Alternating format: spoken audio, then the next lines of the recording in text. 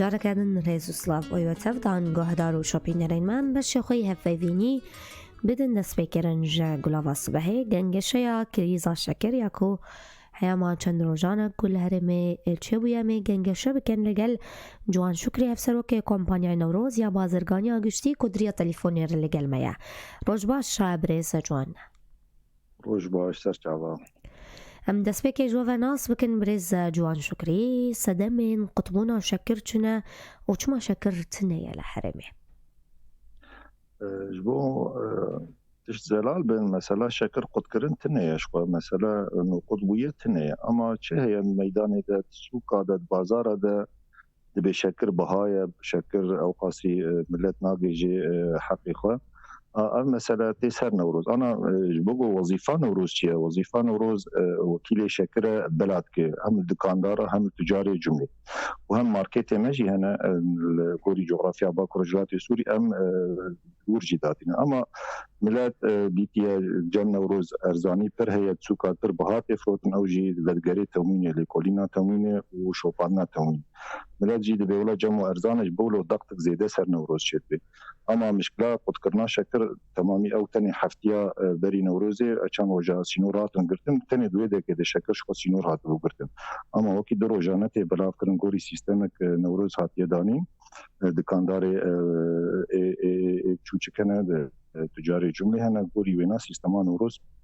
يعني بروجانتي بلاف كرن قد كرن دوي مثالي يعني برچاوي ما يعني قد كرن تنه أما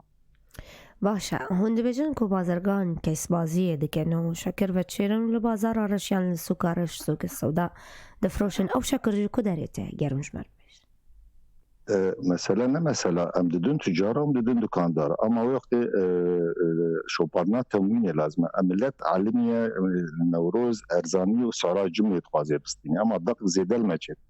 گوری بلاف کرنه گوری شیکه گوری کمیاتی گوجمت نعیارا جزیره مثلا ماهانه 3-4 تونه گوری وی کمیه جمرتی اون بلادکن او شکر چما نخویای بازار ده امجی وی پرسید کن یعنی مثلا چما نخویای امجی مشکلام هم شاش مانه شاشتیاگو تی بلاف کرن ده ملی نوروز تنه أنا برنامجك ما هي بو توزيعي برنامجك ما هي بو بلاف كرني غوري وي سيستم يمدمشن أصلاً جيد وي مسألة تني أما تسوق الملت تشقى غازن دكاز جوي ملت مزدرم دكاندارات بشكل تني أما يا جو هبجي فيات كبير كي بهات يفرض وي ملي دا غازن شيء دبنا أما ملتي بلاف كرني دا تغازن وتقط كرن تني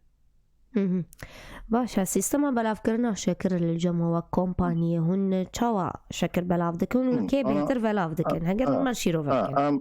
تمام أنا دكانداري بچوچكم بيجن أنا 6 جروب مني بلاف كرني غوري عيارا 6 روجي هفتيه هي هر جروبك دروش كده 8 دكاندار 8 دكاندارتين شكل خو غوري جروب مساج جوات شنو يرو دورا ويا جروب تي شكل خو ساعتي سبيه دبي جبو دكاني خو سبيه زو بلا او يك غوري ويناجي ابيجي تجاري جمله هنا ام روجانا روشكنا يا روجانا جي غوري درفتي شكل جمتين ام ددنوانا اواكي جمله ام ددنوانا يعني طونكا دو طونه سي طونه يعني غوري درفتي جو ام جمري شكل غوري وي سيستم تي بلا فكرن وغوري ماركت كنجي روجانا شكر جوا قطنا بماركتك والجغرافيا هم هريما جزيره هم هريما فراتي اتيا سيستم كرن او جي غوري وابلاد جداي ونا شاغي شركتي هنا نه شاغي شركتي سر اصلا باكروجدات سوري هنا او جي شكل جمله دن غوري هريما مثلا كي هي بديرك هي او جي تاني شكر بلاد كي نافندن او بيجن شاغي شركتنا او جي دن دكانداري وتجاري وهري يعني دي سيستم ده غوري جغرافيا مثلا غوري درفت انا برفره كرنين اجي مثلا ماركتا برفره كرنين قامش دو ماركت دم خوازن دما هاني كدم زيادة كمبرغو ماجاري مازن تيرينا كي غوري وينا سيستما شكر تيب سيستم كرون تيب بلاب بهاي كون بي ددن كسين وطعاني سر زمان نرخي وچقا سو چقا سيجيرك بيفروتن انا شكري 10 كيلو الجناهيش خم برشات جي غوري سيستما شركه نوروز بو اواكي بقي ملت راحتي 10 كيلو تيسر 26,500 ليره سوريه وشقا مثلا سيستما دولار جي هي اما جبوم لك بالليره السوريه من الماركت 26,500 وهروا شكل 5 كيلو جي قيم ددن تجاره جمله ونا تقريبا 128,129 اما گوری دلار توناوی 606 دلاره يعني كيسه 5 كيلو تيسر 33 دولار وكيسه 10 كيلو 6 دولار وحفتي سن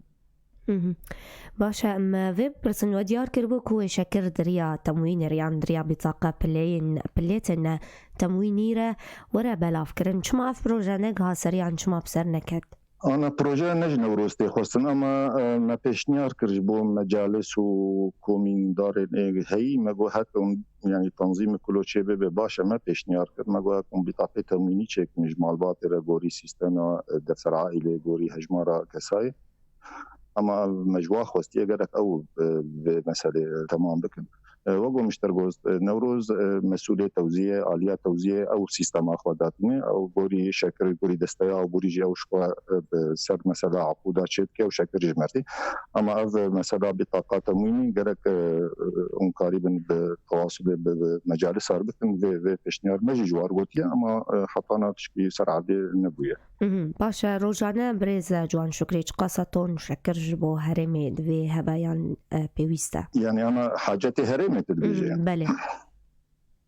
أنا سر أستا باكورجلات سوري ما قلتيش 8000 حتى 12000 طن لازمة يعني بو ببلاف كرن شو نقطة حساس برده مثلا جارنا ما هيك كيم دبي مشكلة برده أستنجي شيء دبن شو دريس نورا نمن قارن بيجن ولا دريس نورا الله جماعة تيم ناين أو مثلا أستنجي جارنا لورشة دري دم كدري من بيج علي ملي دولتات ترك ندش نشكر درواس بي أنا في حفتيك كان روجن هشتني شكر درواس بي يعني هنا خوشتر دبي وكيد جي دري وليد هي دور دي شكر جي جمرتي أما قوري بيوستيجو أم قريبا سوكي حميطة يمكن مهانا 10000 حتى 15000 قرك في يعني جبو حاجات السوكي جم احتياطي جي جمع شيء أما هروها حرمه ما هي ولو نابج بولوجي أو كمية دديو دستين يعني أنا أعطي 8000 طن تيكا في بازار ده سوق حميطة يعني بسراس طبق رجلات سوري بيجم يعني أتكاري بيجي هريما جزيرة هريما فرات يعني وكهف دوية مثلا 4000 طن 5000 طن عيني وكهف دوية أما أو كمية جارنا دديو دستين مثلا سر دريه سينورا من جه دريك تيجرتن جه دريه دبي أما سراس طب دريه وقتي در دوام به هاتنا شکر که اصلا گید هاتنا ویجی و بلاف کرناوی حاجت سوک جی نامینه باشا داویه دست خواز ببیجم برسگریکا تو نبونا شکر آنها وی قناها تیره در باس بن چیه برسگریک چیه و جار سری چیه يعني بو ملت خوشك ناز بكيش بو روشا شكر جدر فتي يعني مثلا ما أبا أستنجيش درفر هكشي نبين مثلا ما شكر ترخوشة وبرزلالة أما ملت جي عالمية شركة نوروز إنه هم أرزانة أما نتني شكر أما مواد دن زيتة مثلا مواد تموينية ملت ناس كريات بازار هذا بهاي تيخو نوروز دبري أم جي تقولي وي بروجاغو أم بفرح دكين أم قريبا كنترول خو خوشك وبلاف كرنا خوشك بكن يعني نوروز نكاري سوكي حميكي بيجي والله بسوق حمي تغطية ده يعني سادة صدي 20 حتى سي شركة نوروز كاري تغطية كذا كاري توازن كده خسوكي ده أما ملكي ده ملت جي وده تموين جي وده حن آلي كاربن بهفج بو أف ماداني استراتيجي وواكي راحت بقي دست من البرق واستهلاكها مبتر يعني أنا فابريقة زيادة دبن معامل زيادة دبن جشيرانية زيادة دبن يعني ملت جي دوي مادة ده جرى كاش كوهبي أنا مثلا بيجي مثلا مدرت دي دكاندار كي مثلا وينا نرخينا زيادة تنفروتن جرى كره شكوى خل تمويني بكي جرى كره آگاهية بتمويني يعني ملحة منا اللي كار هذا دي ملي ده تمو دائما يتكري زيادة تمو دائما ما أستنجيا ببين إنه مادة كيما وقو مشتركوا روجانا مادتي وبلاد بي أما كيما زيادة أو سر مجارة دريس نورا بي أما مادة جو قطبية قطنبية فترة بلكي قطبو فترة دريش وها تنقرتنا وراجعنا دريخ فيها تنقرتن إيشك باشات كشان راسته ويودمي قطبو شكر أما أنا دريفة كرينا شكرتي بلاف دبي أما نخويا سر بازارات نخويا أما جو خويا بكيشي تربهاتي فروتن يعني يزميناكش تبجم دكاندارنا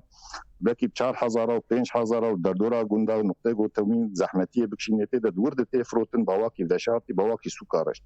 أما واكي شكر مادا جو قطبوية أو قطنبوية بو أف آگاهي از گوری شکرش مرتی از دیویژن گلک سپاس داویده برز جوان شکری بو وان آگاهیان کوت مرا پار وکر افسرو که کمپانیا نوروز یا بازرگانی گشتی ناوره که کورتو هم خلق خبر داغم دکن